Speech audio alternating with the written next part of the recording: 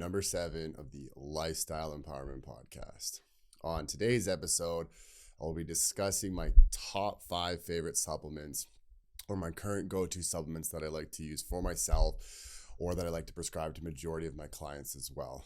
Please understand though that always seek out professional help before taking any of these supplements, as there could be some negative side effects. I will kind of go over those, but still seek out professional advice. Use at your own discretion kind of thing. And so number 1 on my list, we're going to go right into Betaine HCL. Those that know me know I'm a big advocate of promoting stomach acid production. And so you look at, I really need to remember if it was like Hippocrates or who said this, but the quote from a long time ago was, all disease starts in the gut. So we know this because, like, especially now because of like microbiome and inflammation and all this stuff. But what a lot of people are unaware of is stomach acid production or the lack thereof. So I always ask people, what do you believe is the most common form of heartburn? And they will usually reply with like an overproduction of stomach acid. So the, defense against that is things like proton pump inhibitors, which tell the brain to secrete less stomach acid, or things like antacids in the form of Tums and such. And the reality is, one of the most common cause of heartburn is actually low stomach acid. And that's because your esophageal valve is both pH and pressure sensitive. So if it's not sensing a low enough pH, it will open. This is also where like bad breath can come from.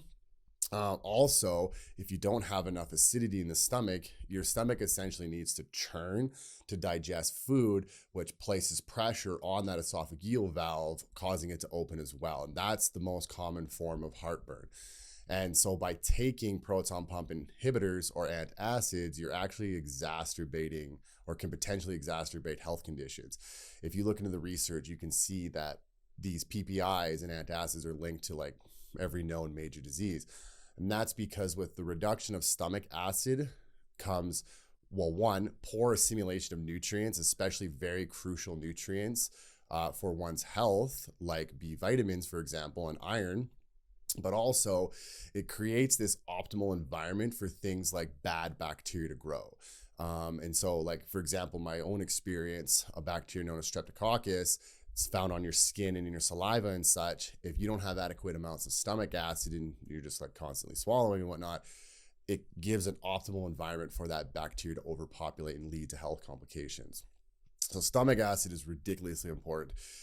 And when I speak about supplementation, stomach acid, the reduction heavily impacted by stress and your environment, medications, toxins, heavy metals, and age. Like if you look at the research, it just really plummets with age. So this is why like people ask me like, well, why should I supplement HCL? And I'll go into detail. Well, if you're aging, as we all are, it's just something that I think is a staple in every person's supplement regime for overall health and wellness. Because having adequate levels of HCL, stomach acid, will also help the pancreas secrete adequate levels of things such as pepsin and pancreatic enzymes for proper digestion. So it's a big bang for your buck. And also when you look at when I look at the supplemental form, so for those listening in, or sorry, for those watching in, I'm going to put up the ones that I recommend, like the brand, like the exact one. And I like pure encapsulations, Betaine HCL and pepsin. So in order to properly digest protein, you need adequate levels of pepsin and HCL, vice versa. So this comes together. And then the betaine aspect acts as a methyl donor, which really helps with, genes and actually all sorts of things. Methylation is a huge complex topic that I still need to make a video on that I'll eventually get there. But yeah, realistically, stomach acid is very compromised, which leads to a lot of health complications due to the malabsorption of nutrients. So when you look at like women specifically with anemia, or potentially like low iron or potentially low B12, okay, all right, let's start supplementing iron and B12. You could, yes, definitely not against that, but why is this occurring? And then, people may chalk it up to, okay, well, menstrual cycle, loss of blood. Reality is low levels of stomach acid due to many factors, one of them being birth control, can really contribute to the lack of assimilation and absorption of things like iron and B12, resulting in anemia, fatigue, and further health complications. So Betaine HCL is number one on my list. But please be careful when using this, because if you are suffering from a chronic GI inflammatory disorder, it could make it worse. It's not the HCL's fault. You just need to be in a better place. Also, if you have high levels of a bacteria known as H. pylori, that will also create negative symptoms when taking HCL. So once again, you need to address that H. pylori, make sure you're at healthy levels, and then you can supplement something such as HCL. So those are the two big things to look for. You will experience things like abdominal cramping and distension and heartburn if you are taking too much. But please seek professional advice. Number two on my list, phosphatidylcholine. So this one is a really, really big one. Phosphatidylcholine is like, you'll find it in your eggs. Eggs are, are primarily known for it. Your meat sources and stuff. And even eating high amount of calories, it still potentially can be scarce in the diet for several reasons. So this is why I like to supplement it. But why we use phosphatidylcholine, yes, it is created in your body, but a lot of people's methylation is poor, meaning their genes aren't responding as they should. Their expression is not adequate. And so they're not really creating a lot of phosphatidylcholine. And this is known as the PEMT gene. And so if you truly want to know, you can test your genetics. Same with like the HCL, like you can see if you have a SNP or some sort of complication going on with betaine, but you can see in your genetics, if you'd have to take like a 23andMe test and then send that away to Strategene in the States, and that will break down. It'll show you like what's going on with your genetics, if they're slow, fast, intermediate, or any other sort of complication that could be occurring. And the PEMT gene is responsible for the production of phosphatidylcholine. And in my case, mine was slow, and many other clients that I have seen their genetic testing, theirs is slow as well. So we usually supplement phosphatidylcholine. Also, because majority of your cell membrane is made up of phosphatidylcholine. So the rigidity and fluidity of the cell to protect itself from toxins and free radicals and so on and so forth is heavily reliant on the cell membrane health, which is compromised of phosphatidylcholine. So if you're suffering from chronic inflammation for whichever reason, diet, stress, autoimmune disease, whichever, it's going to cause a lot of degradation of the cell membrane, making it very vulnerable. So by supplementing phosphatidylcholine, you can repair this cell membrane. Also, where it's heavily important is for brain health. Choline, the phosphatidylcholine, is a building block for a neurotransmitter called acetylcholine. That is your learning and focus neurotransmitter. So when we're on the subject of things like ADD, the medical community really targets dopamine, which yes, is a part of it, but they kind of neglect or don't even know about maybe acetylcholine, like the full understanding of it. It is responsible for controlling your dopamine, or shall I say regulating your dopamine, transitioning brain waves. It's responsible for muscle contractions. It's heavily responsible for things such as memory. It's a very important neurotransmitter. And because of technologies, small screens, social media, all this kind of stuff, we are burning through our acetylcholine. And as mentioned, it can be scarce in the diet, right? Especially for people that don't eat meat, you would really want to consider supplementing phosphatidylcholine. And building this, so like going back to the ADD, if you have better regulation of your dopamine, you're going to have less ADD symptoms. Because when you look at how they medicate ADD, they use things that target dopamine usually. And in my own personal experience in the past and with other clients, it does motivate you more.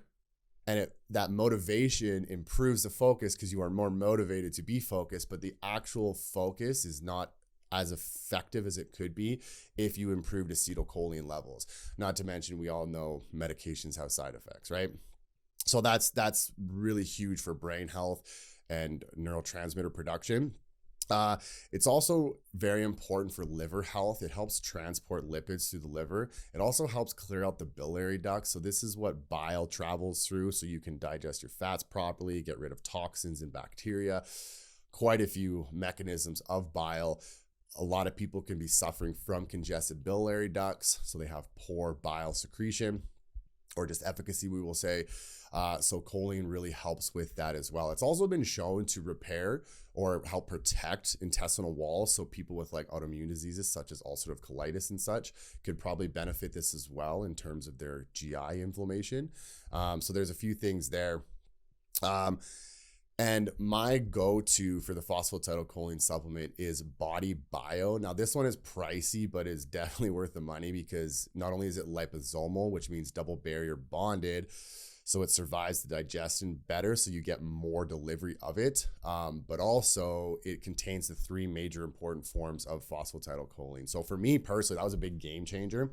Where that really helped me was my dopamine. It really helped a lot of addictive tendencies. So like when I was struggling in like binge eating and such, supplementing phosphatidylcholine really helped prevent that. And I'm just like straight and narrow on a compliant nutrition plan.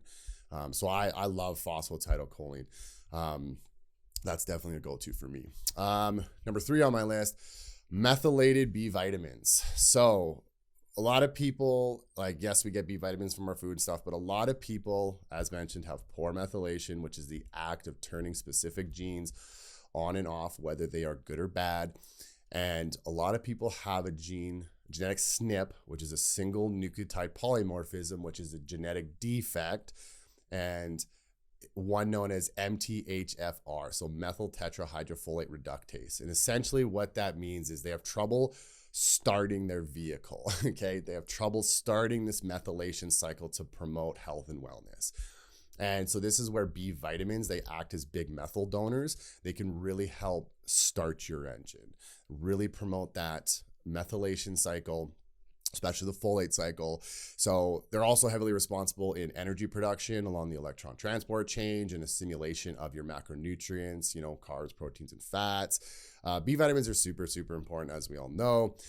We do not have a reserve for B vitamins though. So this is why I recommend supplementing them every single day, especially because, as mentioned, we are under so much stress, physically active, work, relationships, whichever, right? We are burning through these B vitamins.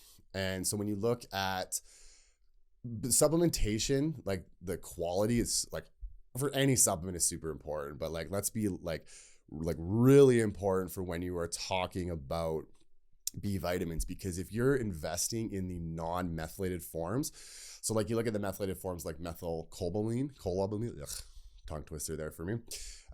When you're looking at that one, the methylated form of B12, that one is usually found, like when you find it in cheaper supplements, is not methylated, and it actually creates more stress on the body because you don't have that gene, or it's slow right now to actually methylate those B vitamins and make them effective.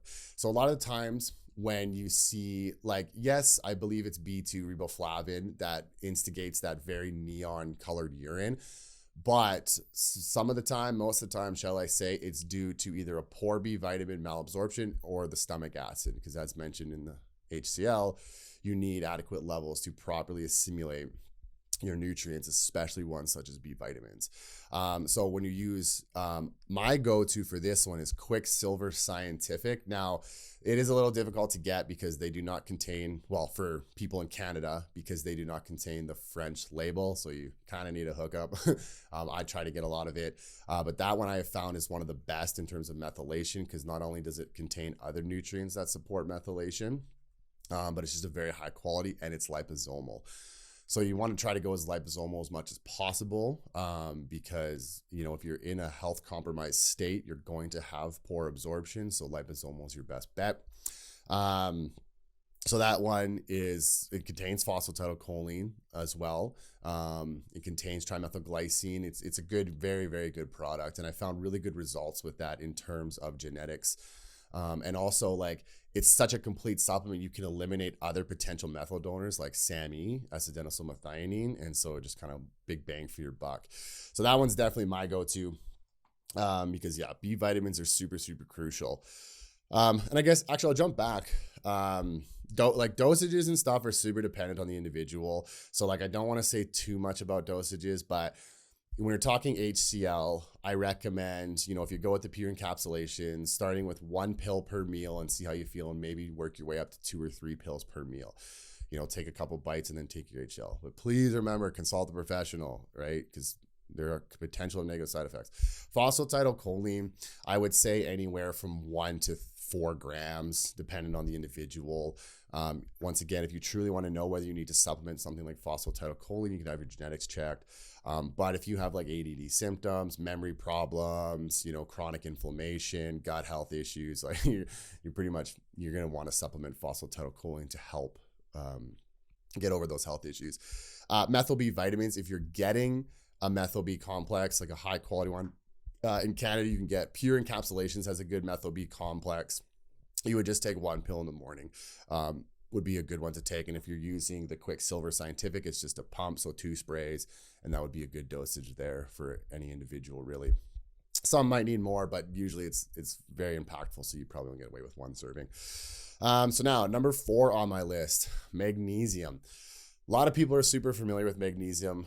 They understand the importance of it. We know now it's responsible for, I believe, up to 400 different enzymatic reactions within the body. Super important for methylation. Super important for neurotransmitter production, detoxification, like just everything. It's super, super crucial in the body. What a lot of people don't understand, though, is it's quite difficult, or it has been proven that it's quite difficult to get sufficient magnesium from your diet with today's standards because of the high levels of stress, the lesser food quality. Our soil quality is becoming pretty poor. So this is where we have lesser amount of magnesium found in our food. Like your dark leafy greens, yes, and like pumpkin seeds and stuff are high in magnesium. But if you try to get your daily intake of magnesium from these high magnesium containing foods, it could lead to other health complications. So this is why I really like supplementing magnesium. My go-to is Cinermag from ATP Labs. They're out of Quebec. Very high quality, and it also contains taurine and B6. Taurine is an extremely underrated amino acid. It got a bad name because of Red Bull, but it's super important for calming the central nervous system, antioxidant production, clearing the biliary ducts. It's a really awesome amino acid, really awesome supplement on its own as well. But this Cinermag contains it, and then it helps with the efficacy of the magnesium. So there are a couple forms of magnesium. My go-to, the best bang for your buck, is probably magnesium bisglycinate. It's very good for calming, very good for the liver. Once again, best bang for your buck kind of thing. There is also magnesium malate, which research has been shown to help with the muscles more, muscle cramping and such, for example. Supposedly more delivery to the muscles with different forms. The research shows different delivery, certain areas. So do you need magnesium malate? As long as you're taking enough magnesium bisglycinate, probably not. Where I recommend these other forms, so you got magnesium malate for the muscle, you got taurate and orotate for the heart and like DNA, you got threonate for the brain, and then you got citrate if you want to poop yourself, right? Citrate, it's not that it's like a necessarily poor form, it's just the least absorbed. So why I say to poop yourself. So if you're ever constipated, you take a bunch of magnesium citrate, it will flood, like it won't get absorbed as well, and it'll flood the bowels, and then the bowels will flood with water, and then that's how you can stimulate a bowel movement. That's why when you go for like colonoscopies and such, they give you that to clear things out. So it's not my go-to for like, it's not bad, but it's not my go-to for like health and wellness. But if you were to consider taking the others, like threonate for the brain, maybe some sort of neurological disorder, maybe some sort of heart disorder for taurate and orotate, maybe some sort of muscle disorder for malate, or if your bank account allows it. Otherwise, I just say go with the best bang for your buck and go with the Cinermag from ATP Labs, the magnesium bisglycinate. I call it bisglycinate. A lot of people say bisglycinate. I don't know. I just like bisglycinate. So, and then number 5, creatine monohydrate. So, shall I say the bodybuilding industry again kind of gave this a funny name. There's always the memes and jokes going around that your mother thinks creatine monohydrate is a steroid and stuff. Yes, it does help with muscle building. It helps with ATP production, so cellular energy. It really helps with hydrating the cells. So this is where that, water weight, where people fear of creatine comes on. That's other mechanisms. I wouldn't stress about that. But yes, it does help with cellular hydration, which is super important. But why it is one of my go-to supplements is it's very important for brain health. So if you look at what it costs inside your body to recreate creatine, rather expensive. It requires a lot of acetylcholine, to which I just went over the importance of, a lot of B vitamins, which I went over the importance of, and a lot of methylation. And so by supplementing creatine, you can spare this methylation, B vitamins, and acetylcholine, so then you have more necessary substrate for other functions in the body. Plus creatine monohydrate is cheap. Like, it's a really good bang for your buck. So this is why, like, especially as you get older, I highly recommend supplementing it. If you already have like a big list of supplementation, I wouldn't stress too much about creatine, especially if you're eating adequate amounts of meat. But if you're not eating a lot of meat, especially something like red meat, I would highly, highly recommend supplementing something such as creatine. Because if you do the research, you will see that it promotes a lot of brain health. And that is why, because of how it spares methylation, B vitamins, and acetylcholine. I don't stress too much about creatine, just don't get really cheap stuff. But like PVL Labs has it. There's called Naked Creatine. Like, these ones are on Amazon. I personally always try to go higher quality, like Thorne or Nutridyne or whatever company has these, but I wouldn't stress too much. Just get a somewhat decent quality and you should be okay. I would never buy supplements from Walmart or anything. So that actually reminds me to go back to B vitamins. Another reason why you want to invest, I mean, this can apply to any supplement, but like in the terms of B vitamins, you can actually get B vitamins from plastic, like Kodak film and stuff, right? So when you look at companies like Jameson found at Walmart, they're going to have these lesser quality B vitamins that can create a lot of health complications. The reason why these supplement companies still have a name though, is because a lot of people are very deficient in nutrients because they're not eating healthy, or what we deem as healthy. They're super stressed out. So when they go to Walmart or any sort of like cheap vitamin store, they'll pick this up and they will notice a difference initially because they're so malnourished in something that it's like, oh, sweet, this works, right? But over time, it could create complications. And then we become biased to it because like, oh, like this B vitamin helped me. And then they don't understand that over chronic exposure that it's actually working against them for several reasons, whether it's not methylated or just poor quality, like toxins, fillers, plastics, and such. So then that can lead to health complications, but we don't put two and two together because initially that B vitamin had a good impact, or just like any other supplement, right? So I always recommend, if you're investing the time, energy, and finances into this, get the good stuff because it'll pay for itself, especially down the road compared to the cheap stuff. It's not worth getting the cheap stuff. So those are my top 5 go-to as of this moment right now. A couple honorable mentions. I won't go into too much detail, but theanine is really good for promoting GABA, which is your calming neurotransmitter. So really good for sleep and just calming it down overall. You got a big meeting coming up, or you're just stressed out. Theanine really helps. That can be found in things like green tea. Liposomal glutathione is a big one too. It can be pricey though, and whether that one is effective or not will boil down to many other factors. So I myself have experienced this along with clients where we have taken glutathione and haven't really noticed much of a benefit, but that's because there were other mechanisms at play that kind of inhibited the ability for glutathione to produce great results. I'm at a point now when I take liposomal glutathione, it's good. Like it improves my motivation, it improves my sleep, it improves my overall health and well-being. It's your body's most powerful antioxidant. But when you look at, once again, genetics, stress, environment, everything, glutathione production has become very poor in many people in this population. So I do recommend liposomal glutathione, but as mentioned, under the right context, along with any of these other supplements, right? For example, like if you have low stomach acid, a lot of supplements might not work that great because you're just not properly absorbing and assimilating them. So it's like, when you take a supplement, don't always be like, oh no, that supplement doesn't work for me. It's like, well, no, something in you is not working to make that supplement work, right? And that's where methylation comes in. The act of turning things on and off is a very simplistic way of explaining that. Melatonin, I like melatonin because it's a very powerful antioxidant, helps with sleep cycles. Once again, you will get a lot of feedback that it's like, oh, melatonin makes me really groggy and all that stuff. One, could be quality, but two, it could be like if let's say you're not super healthy, we'll say, nutrition isn't that great, stress, whatever. you take melatonin, well, you probably don't have the necessary substrate to do what I call is completing proper sleep cycles. So then you get you actually get like a lesser quality of sleep because your body's trying to do something, but it doesn't have the necessary substrate. So you're like lacking employees to get the job done. So then you actually wake up feeling worse kind of thing. So it's not melatonin's fault. Melatonin is super important. And why I recommend melatonin is because a lot of us got our lights on and everything, and we're watching TV at night, and there's like this blue light that's being emitted, which suppresses the production of melatonin. And so I do recommend things like blue light blocking glasses. Like I got the big yellow nerdy ones here for those that can see. These are their best bet for blocking blue light. But if you don't want to look like a dweeb like me, you can get the clearer ones. And I also recommend blue light blocking like all day, especially if you're working on a computer. It'll really save your eyes. It'll save you from like headaches and all that kind of stuff. Blue light blocking glasses are really, really good.